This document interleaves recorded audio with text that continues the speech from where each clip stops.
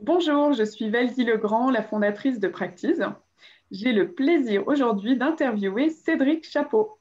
Cédric, c'est quelqu'un qui allie deux mondes qui sont a priori complètement différents, le monde de l'entreprise et le monde du théâtre.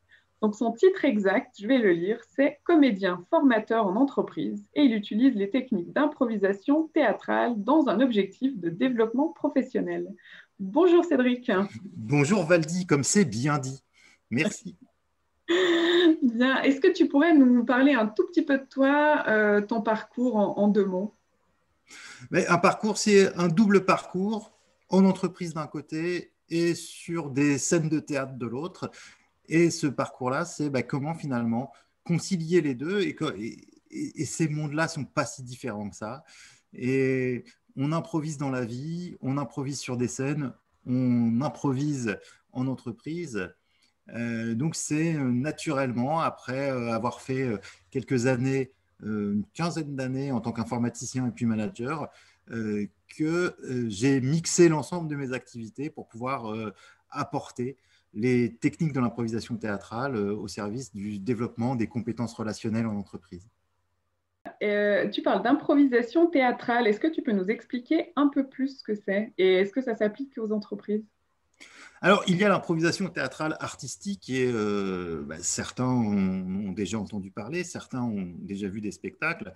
Et l'improvisation théâtrale, ça consiste finalement à créer sur le fil, c'est-à-dire à écrire en même temps qu'on la raconte et en même temps qu'on la joue, une histoire. Je pense qu'on peut, dans sa vie professionnelle ou dans sa vie personnelle, on ne fait que ça, improviser. On ne fait que écrire au fur et à mesure notre histoire. Et on ne sait pas, évidemment, ce qui va se passer. Je ne sais même pas encore ce que je vais dire dans les 2, 3 prochaines minutes. Donc, on a ces capacités-là. Dans l'improvisation théâtrale, on va faire ça sur une scène et on va s'y entraîner grâce aux éléments qu'on a autour de nous, grâce à notre savoir, notre savoir-faire, notre savoir-être et notre expérience. Là où ça s'applique en entreprise, c'est que si on enlevait tout simplement l'objectif artistique de l'improvisation théâtrale et qu'on prenait toutes ces techniques pour nous aider à aller mieux au quotidien et à appréhender cet inconnu qui est stressant, non pas comme une source de stress, mais comme finalement quelque chose qui va être moteur. Si on transformait notre peur en trac, un trac qui va nous mouvoir et pas une peur qui va finalement nous, comment dirais-je, nous clouer sur place. On va transformer l'immobilité en mouvement grâce à ces techniques. On a en soi l'ensemble des techniques, l'ensemble des éléments qui peuvent nous permettre de transformer n'importe quelle situation en opportunité et qui finalement va faire qu'on va même peut-être chérir l'inconnu, voire le plébisciter. Est-ce que tu pourrais nous partager un exemple, soit de pratique ou voilà, de pratique que tu proposes aux entreprises ou une expérience, quelque chose qui a bien fonctionné? Alors, ce qui fonctionne énormément, puisque un des piliers, on va dire, de l'improvisation théâtrale, ça va être de travailler ensemble. Euh, c'est donc de travailler sur la manière qu'on a de communiquer, d'être en écoute avec l'autre, de finalement communiquer ces messages, et voire même aller plus loin que communiquer, rentrer en relation. C'est-à-dire que le temps de la communication où on va lancer des messages dans le vide, comme ça, c'est terminé. Aujourd'hui, il faut rentrer en relation avec l'autre et puis que cette relation soit forte, soit simultanée, ce qui permet de créer à la fois du bien-être, de la confiance et finalement un médium à travers lequel les messages vont passer de manière claire, précise et correcte.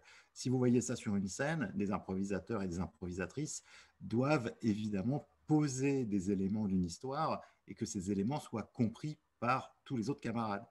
Euh, eh bien, en entreprise, c'est la même chose. Est-ce que ce que je vais avoir à raconter, ce que je vais avoir à partager, est-ce que ça va être correctement délivré, correctement reçu et comment on va mieux travailler ensemble? Donc, on utilise pour ça des jeux, des exercices, les mêmes que les improvisateurs utilisent pour s'entraîner. Et ces jeux-là nous permettent finalement de rentrer, de travailler sur l'empathie, dans le sens vraiment se mettre à la place de l'autre, sur l'écoute, écouter pour comprendre, pas écouter pour répondre. Donc, pour comprendre quel est le besoin de l'autre, dans quel état il est et quel va être le meilleur moyen de lui faire passer mon information. Et finalement, comment on va créer une confiance mutuelle au sein d'un groupe ou une confiance avec un prospect, un client, un fournisseur, et comment à travers cette confiance, on va pouvoir travailler ensemble pour que tout le monde y gagne. Merci. Je suis assez curieuse sur la conférence. Est-ce que tu pourrais nous dire ce qu'on va trouver et ce qu'on ne va pas trouver dans cette conférence?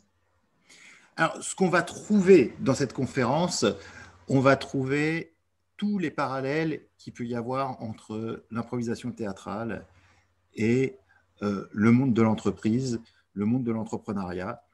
On va trouver toutes les techniques qui vont nous permettre de nous sentir à l'aise face à l'inconnu. Et on va trouver de la joie, du rire, de l'expérimentation. Donc, ce qu'on ne trouvera pas, c'est un PowerPoint avec des listes à points. Ce qu'on ne trouvera pas, c'est de l'ennui. Et ce qu'on ne trouvera pas, c'est des recettes magiques. On va expérimenter, on va comprendre ensemble, et c'est pour ça que c'est interactif, on va comprendre ensemble comment ça marche, pourquoi ça marche, et on va le tester ensemble.